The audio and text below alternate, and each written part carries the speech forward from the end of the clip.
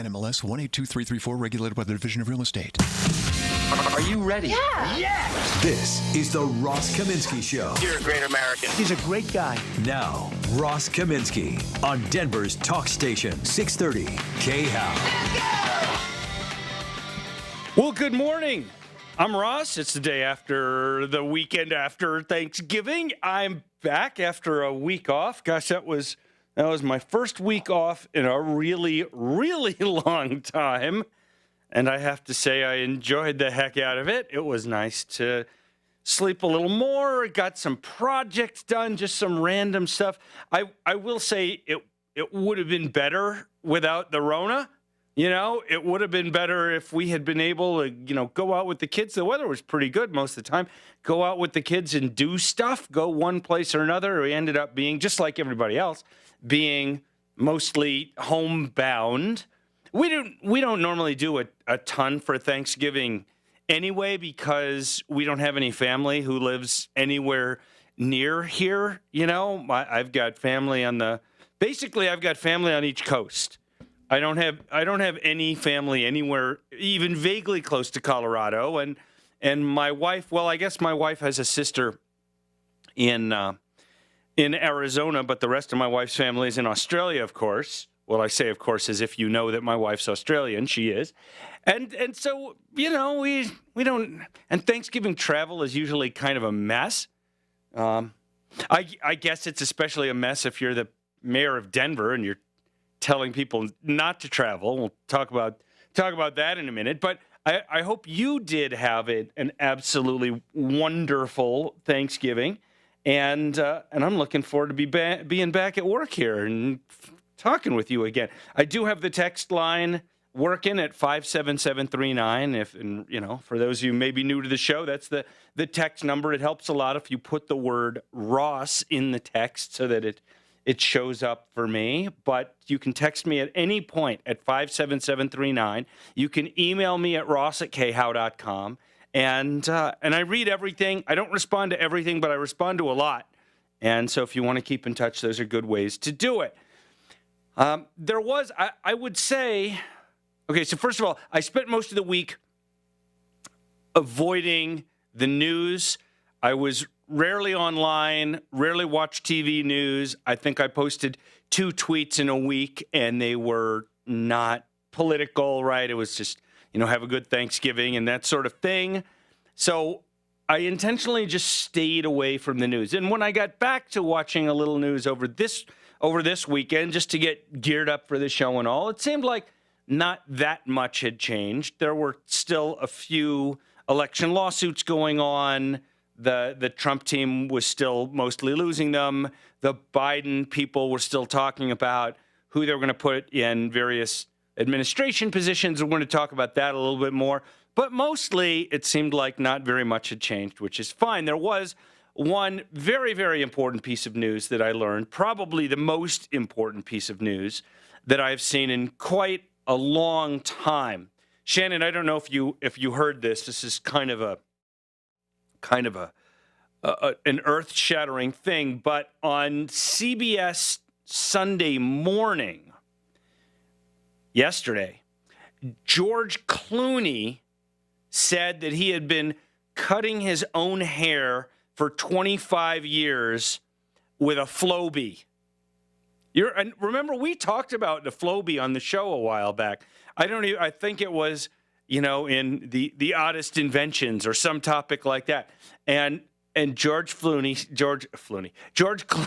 said, he said years ago I bought this thing called a Flowbee. Comes with a vacuum cleaner and clippers. Yeah, I still have it. My haircuts take literally 2 minutes.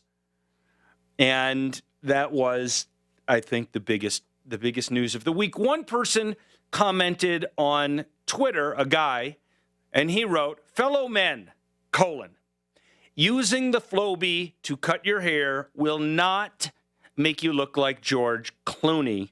Just putting that out there before you spend your money." And then I guess Clooney's got a new movie coming out called The Midnight Sky, and they've got their own Twitter account, as movies do these days, and they sent out a picture just a still picture, and it's Clooney next to a young girl co-star, I guess, in the movie, sitting next to a tent with frost on it, looking up at the sky.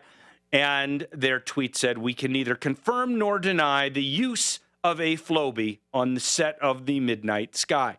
So that was probably the most important news of the past week or so. And I'm only being slightly sarcastic. There was some other interesting news that we will talk about, of course, as well. Let me just return for a moment to the thing I said about all the court cases and all. I was thinking about this yesterday in comparison with what happened to the Denver Broncos. And for those of you who are somehow not Broncos fans or don't pay close attention to football or whatever and maybe didn't even watch the game, I'll just give you the brief summary of what happened yesterday. Earlier in the week, it turned out that one of the Broncos' backup quarterbacks tested positive for coronavirus. He had been in some meetings, get-togethers, whatever, with the other quarterbacks on the team, including starting quarterback Drew Lock.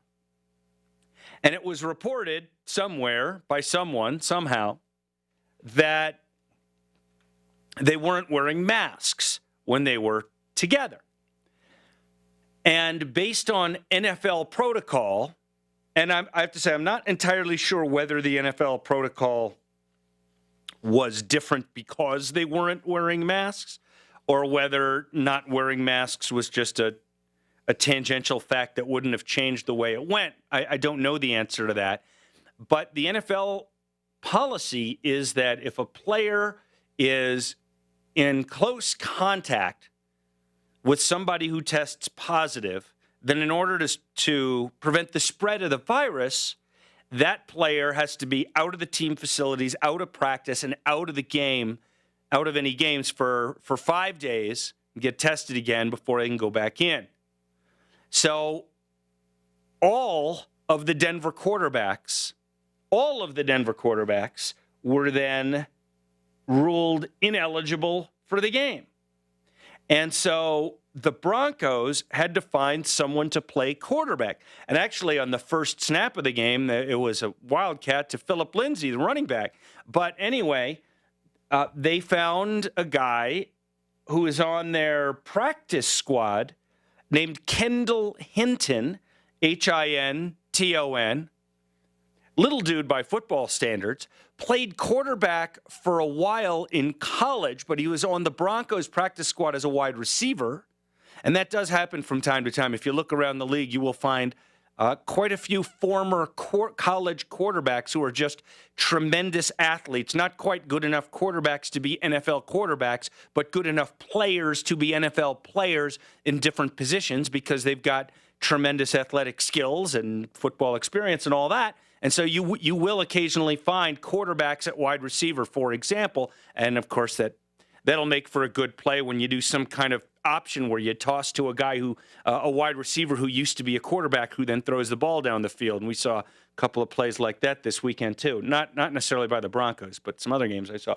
Anyway, Kendall Hinton, undrafted rookie, out of Wake Forest, was made the quarterback for the game. And you know, look, the guy hadn't played quarterback since 2017, and just a few months ago, he wasn't even in football. He was in some sales job somewhere.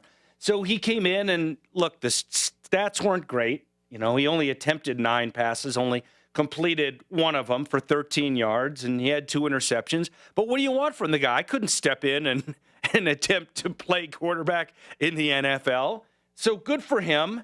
The Broncos lost the game, but good for him. And there was actually a pretty cool piece on a sports blog that mentioned they really should give this kid a chance to play at wide receiver a little bit, just to kind of thank him for what he did stepping in to play quarterback in an almost impossible situation. And yeah, the Broncos lost, and it was kind of ugly. But what are you going to do when the league rules all of your quarterbacks out? And Drew Lock, the Broncos starting quarterback, issued an apology for not wearing masks. Anyway, and the reason I went to that was, in a way, it reminded me of what's been going on with the Trump legal team. It's like led by a guy who hasn't played quarterback in years and really doesn't belong in the job and kind of getting spanked every single quarter of the game. And again, I'm not making fun of the Broncos. They're in an impossible situation. But with the Trump legal team, you got Rudy Giuliani, who, hasn't done real law in a long time. He's been more of a sort of a political and strategic sort of consultant has been his main thing as he tries to pay the bills. Oh, and I'm sure he pays them quite well. I'm sure he makes a lot of money, or used to, in that business. But he's not really the right guy for the job leading that team. It's just that Trump trusts him, so he's given him that responsibility, but he's not the right guy. And then the other people who they occasionally kind of put out front, they might occasionally, like when Philip Lindsay gets the ball, directly snap to him, have a half-decent 7-yard run, but mostly the defense knows exactly what they're going to do, and they don't get anywhere, and they lose badly. And that's what the Trump legal team is doing and has done, and it's pretty much over. It is the most interesting aspect of all of this legal challenge stuff of the election is that I think, and we'll see how this goes over coming weeks and months and years, is that many, many Republicans believe that the election was unfair, or that there was a lot of fraud, or that maybe the machines were hacked, or stuff like that. And if you look at polling, and I know lots of people don't really trust polling, and again, after this election, but the numbers are pretty overwhelming of the percentage of Republicans. More than one poll shows numbers in the area of 75% or more think that the election was stolen or fraudulent or something like that. And separate from anything to do with President Trump, this is a huge issue. Americans, we must trust our elections. As a country, we are lost if we don't trust the elections, right? Can you imagine? Stuff that would make Bush v. Gore look small. I don't think.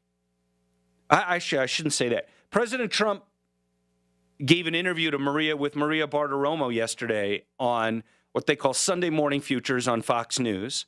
Maria has become one of President Trump's biggest cheerleaders on television. And so he came on and said a bunch of things about fraud and rigged election and all that. And Maria really didn't correct him on any of it, even though there isn't evidence for that stuff. But she just went along with it. And if you're someone who, doesn't go out there and actually seek out other information about what really happened or explanations for this or that, and all you hear is the President of the United States and a person who at least used to be a very respected reporter, Maria Bartiromo, when I grew up in the world of finance, and she was one of the leading financial reporters in America. I think she was the first reporter ever to do a live report from the floor of the New York Stock Exchange. And yeah, when I was a trader on the floor of the options exchange in Chicago, all the young guys there wanted to meet Maria Bartiromo, and she was just very, very well respected. Now she's become this. But if that's all you saw and that's all you heard, you'd believe it. You'd believe, well, there must be something to these claims of election fraud, election rigging, machines being hacked. Just the same way, this isn't unique to President Trump and his supporters. This is just the same thing that we talk about a lot on the show.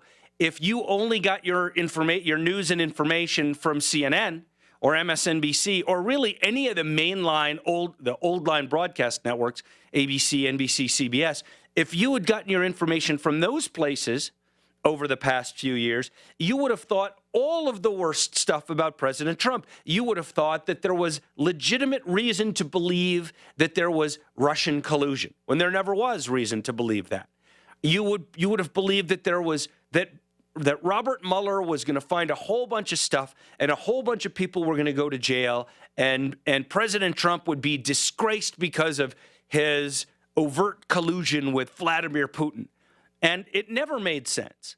It never made sense. And I said that the whole time on the show, that there should never have been a special counsel appointed in that case, and there never was any reasonable any evidence that a crime had been committed like that. And then, of course, all the Flynn stuff. That was one thing that happened while I was out last week. General Flynn was pardoned by President Trump, and I think that was the right thing to do.